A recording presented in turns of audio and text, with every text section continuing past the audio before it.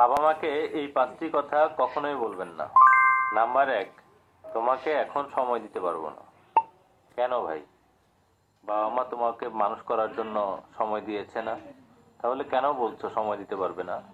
বাবা মায়েরা সন্তানকে বড় করে তোলার জন্য অনেক সময় অনেক আত্মত্যাগ করেছেন, কিন্তু সন্তানরা সবসময় ঠিক ততটা করে না। নাম্বার 2, তুমি বোন বা ভাইকে বেশি ভালোবাসো।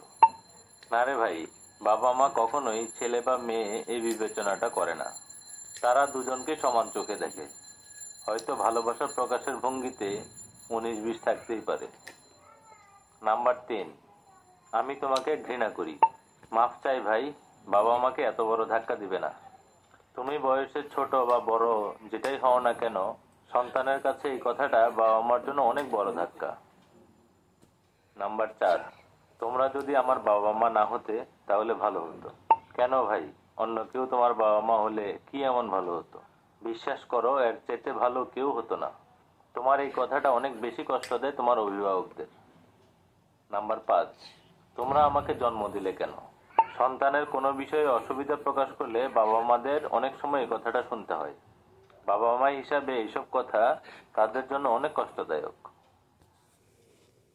বাবা মাকে এই 5টি